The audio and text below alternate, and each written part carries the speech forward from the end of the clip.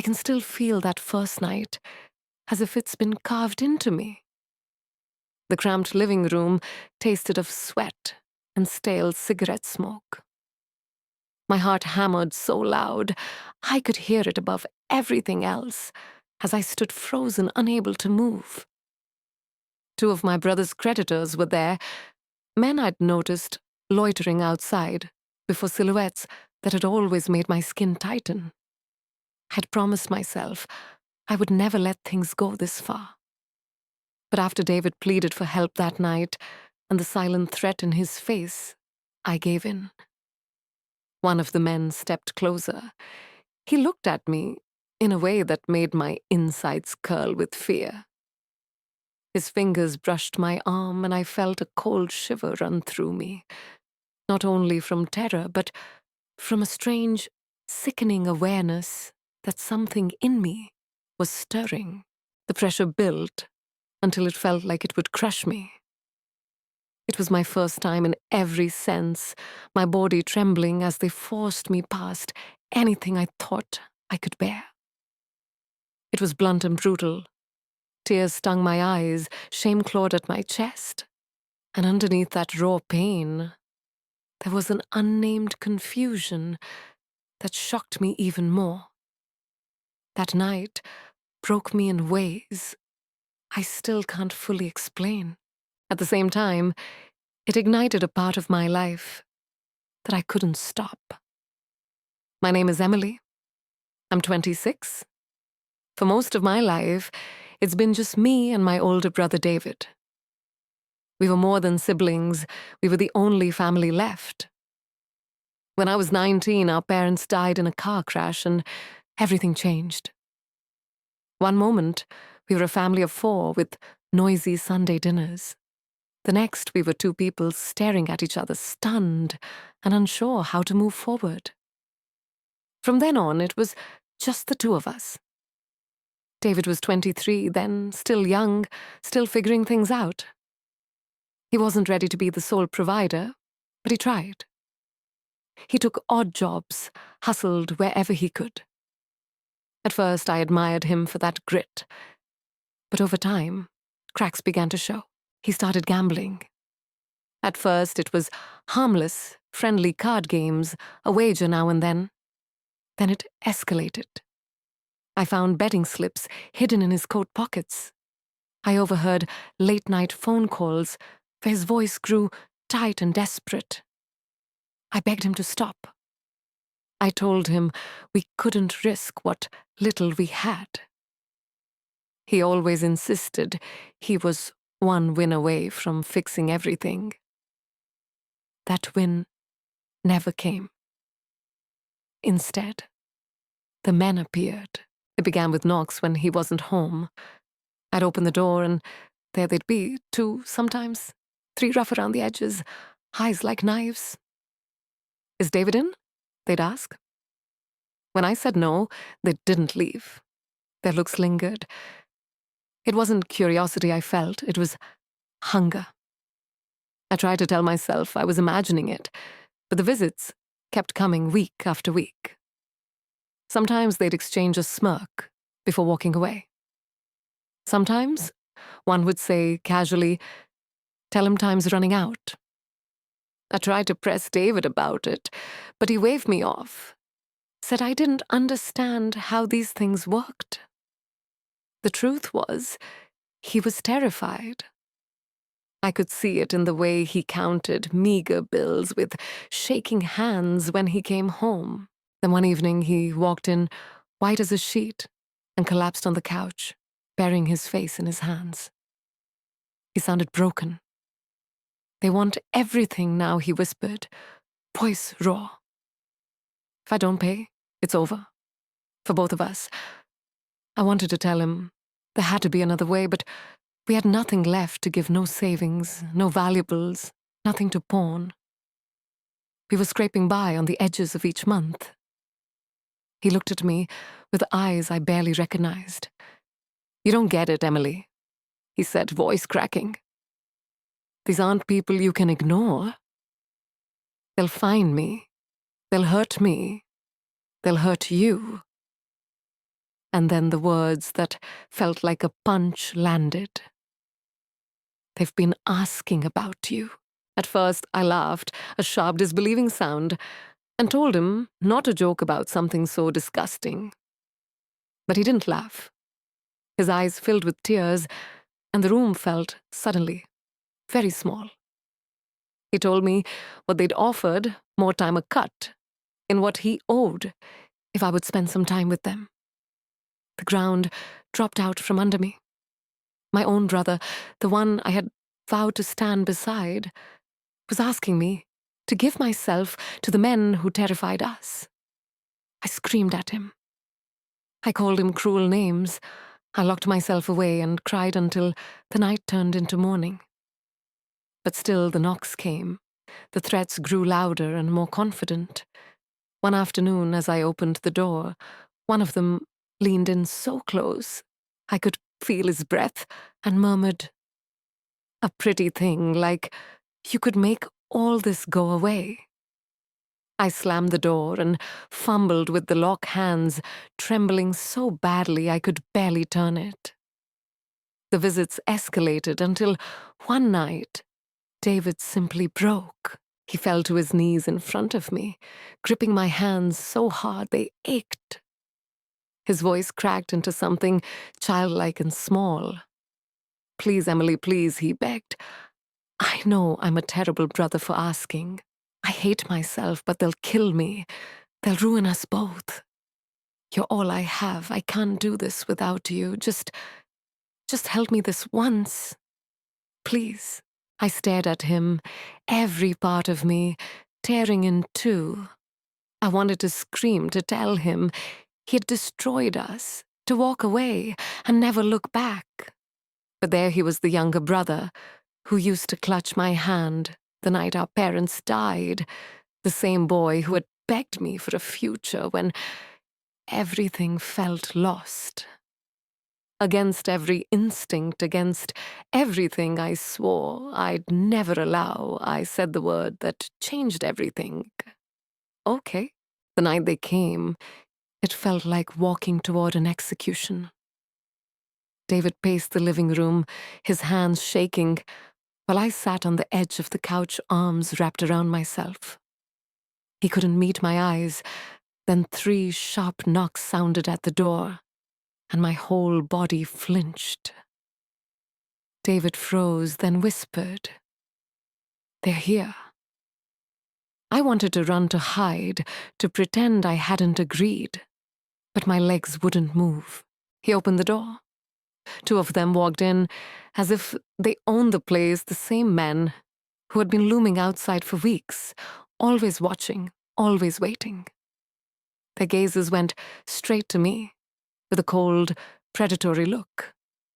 "So this is the sister?" one said, a smirk curling at the edge of his mouth. My stomach dropped. My heart hammered so loudly I was sure they could hear it. I stood there, frozen, incapable of speech. David muttered something I couldn't catch, then left the room and shut the door behind him. I was alone with them. One man closed the distance and put a hand on my arm. The touch was a spark of ice. "You nervous?" he asked, voice low and taunting. I had no sound to offer back. They pressed in, and in the hours that followed, they stole my safety and left me hollowed out. I remember the fear, the shame, the sense of being stripped of any control, the physical aftershocks, the way my body trembled from shock, the tears that wouldn't stop. When it ended, I slumped against the couch, exhausted and raw. One of them leaned close and said in a whisper that felt like another wound, "You'll get used to it." Then they were gone. The door clicked shut behind them, and a silence, heavier than any sound, settled into the room. David didn't come back straight away. I think he couldn't bear to face what he'd done. I sat alone, mind spiraling, body aching, a storm of rage and numbness and terrible, shaming confusion churning inside me. That night, broke something in me. It also left scars I would spend months trying to understand. I didn't sleep. I lay curled up on my bed in the same clothes, staring at the ceiling while silent tears traced my cheeks. Every time I closed my eyes, the memory returned the knocks, their voices, the weight of helplessness. I hated myself for what happened and hated David for asking it of me. But mostly I felt lost in a grief that had no easy name. When morning came, I heard David moving around the house. I stayed locked in my room, unable to face him. Hours later, there was a soft knock at my door. Emily. His voice was raw. Can I come in? I stayed silent. He opened the door gently anyway. His face was hollow eyes, rimmed red. He dropped onto the bed beside me, as if the weight of the world had crushed him. I'm sorry, he said, voice shaking. God, Emily, I'm so sorry. I never should have asked you to do that. I feel like the worst brother alive. I turned away, hugging my knees to my chest. I muttered. The silence that followed felt like a weight pressing down on the room. He moved closer and knelt at the edge of the bed voice, barely more than a whisper. I didn't know what else to do, he said. Broken. They would have killed me, Emily. They would have come for you anyway. At least this way, maybe we survive. I wanted to scream until my throat tore. I wanted to hit him, tell him I hated him, to make the rage inside me real and loud. But when I looked at him, I saw that same frightened boy who used to slip me candy when our mother said no, the same small hand that had held mine at the funeral when the world fell apart. He was broken in a different way, not absolving him, not excusing what he'd asked, but explaining if I had said yes. For days afterward, I kept my distance from him and from myself. I moved through the apartment like a ghost, barely eating, barely speaking. Every mirror became an accusation, a stranger's eyes staring back a face I could not recognize. Life outside our walls went on indifferent. Inside, everything had shifted. A week later, they returned. When the knock came, my whole body collapsed inward. David looked at me with an expression that said there were no choices left. This time he didn't beg. He lowered his gaze, swallowed hard, and retreated to his room, as if stepping away from a verdict. I opened the door.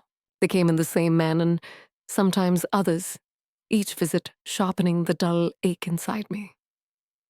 The fear was constant. The shame never left.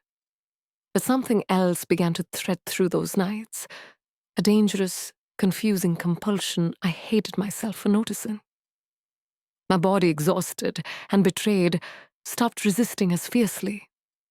I couldn't reconcile that reaction with the horror of what was happening. Each time I told myself it was only for David, only to buy time, only to keep us both alive. The lie held for a while, but it frayed with every encounter. Weeks turned into months. The visits increased. Sometimes it was 2 men, sometimes more. They knew how to push and when to pause. They watched me for signs of surrender and then preyed on the smallest cracks. Some of them mocked me outright. Others whispered poisonous compliments that left me dizzy. You're made for this, they told me in low tones that felt like chains. Little by little, that poison seeped in. A part of me, the part that wanted to stay alive to keep David safe, began to confuse survival with something else. Guilt and shame mingled with a new, unwanted recognition of how my body responded, David noticed. He never said it, but I could see the way his eyes lingered, the self-disgust etched deeper into his face each time the debt shrank a fraction. Every time I closed the door after them, it bought us another week, another month. But it also bought me a growing distance from who I thought I was. That realization terrified me more than any creditor. One night after they left, I stood in the bathroom, looking at myself, cracked lips, hair-tangled skin, flushed in places I didn't want to map. I should have recoiled in self-loathing. Instead, I found my hand going to my cheek fingertips, memorizing the roughness I tried to erase. What is happening to me? I mouthed to the reflection voice, barely audible. It wasn't only survival anymore. It felt like an attachment I couldn't name and a betrayal I couldn't forgive. And then one evening, something new arrived. A different man, older than the usual crowd, steadier in his step, with a presence that changed the tenor of the room from the minute he knocked. When I opened the door, it was just him, quiet and deliberate. "Is David home?" he asked, voice calm. I told him he wasn't my hand, still on the doorframe, every instinct screaming to push him out. He hesitated, then entered at my invitation, his weight heavy on the old floorboards. We moved through the house in a silence so thick it felt alive. I led him toward the room with a numbness that surprised me. My movements were automatic, trained by months of having to make myself small and compliant. I turned away, not wanting to see his expression, not wanting to meet his eyes. In that moment, more than ever, I understood how far I'd been pushed from the person I used to be, and how uncertain the path back would be. He hesitated then, as if something inside him had shifted. For a long second, he simply stood there, breath-catching in the stillness. When I finally forced myself to meet his eyes, they held something unexpected. Not the crude hunger I'd come to dread, but a look that was sharper and stranger recognition. A quiet decision, a possessive certainty I couldn't name. From that moment, things subtly, irrevocably changed. He closed the distance more slowly than the others had, and the room seemed to tilt to the rhythm of him. The first thing that reached me was his scent, a sober, expensive cologne, threaded with a faint trace of tobacco, a contrast to the stale liquor and smoke that usually accompanied the others. It sat around him like an announcement he belonged to a different world. Where the others smelled of desperation, he smelled of calm authority.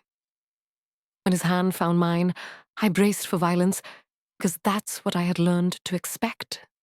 Instead, his touch was strong and steady, deliberate rather than rough.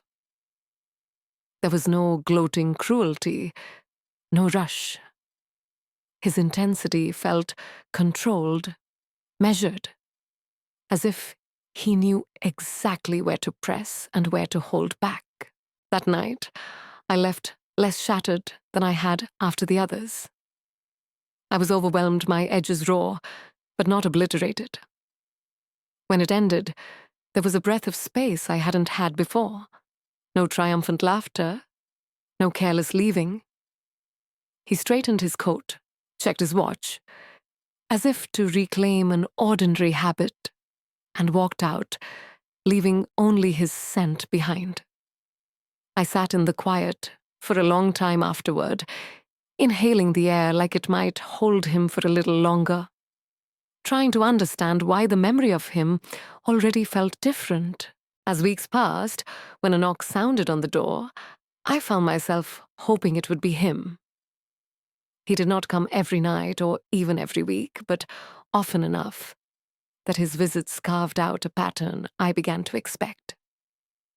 The other men were chaos, loud, rough, indifferent. He brought order. He entered a room as if he owned its silence, as if he moved above the scrabble for power that the rest of them participated in.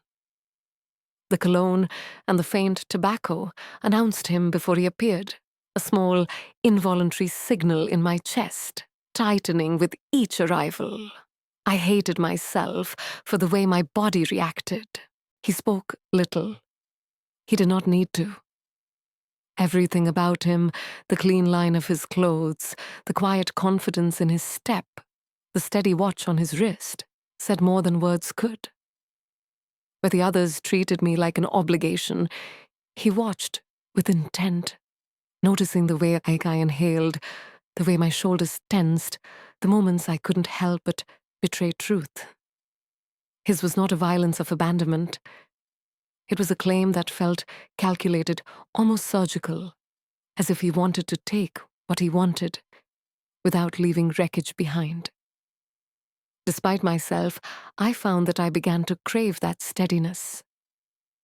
The shame never vanished, but it changed shape with the others. I would cry until my pillow was wet. With him, I lay awake, the phantom of his scent on my skin, replaying each measured movement until dawn. Others noticed the shift. Some nights, the usual crowd did not come, as though they respected or feared the time he had taken. David didn't question it. He had his head down, relieved by the shrinking of the debt and the breathing room it afforded. I began to see how the pattern was changing the life I lived, less of the frantic, indiscriminate assaults and more of this slow, insistent presence. He was not merely another man passing through. He was making space for himself in the small orbit of our days. And I found against every part of me that recoiled that I allowed him. The change didn't announce itself with fireworks or finality. It felt quiet, like stepping from one room into another, where the light is different. The night everything shifted into place arrived, as if it always had. He came calm and unhurried, the scent arriving a heartbeat before him. But this time, David was in the room when he stepped inside. My brother looked drained, hollowed of whatever hope he'd once clutched. He slid a thick envelope across the table, the weight of it making the air seem denser. "It's done," he muttered, voice unsteady. "The debt's cleared." I didn't breathe. I didn't look away. My eyes found his. The man who kept returning had a way of showing up that left a mark long after he left. When he looked at me that night, his expression didn't change, no smirk, no triumph, only that quiet, steady certainty that had become his signature. In that instant, I understood something I had not wanted to admit. The debt had been David's to pay. But what had been taken from me went far beyond money. I realized with a chill clarity that I had been traded for time and safety, and that someone else had decided I belonged to him. He didn't ask if I wanted to leave his house. He didn't present options.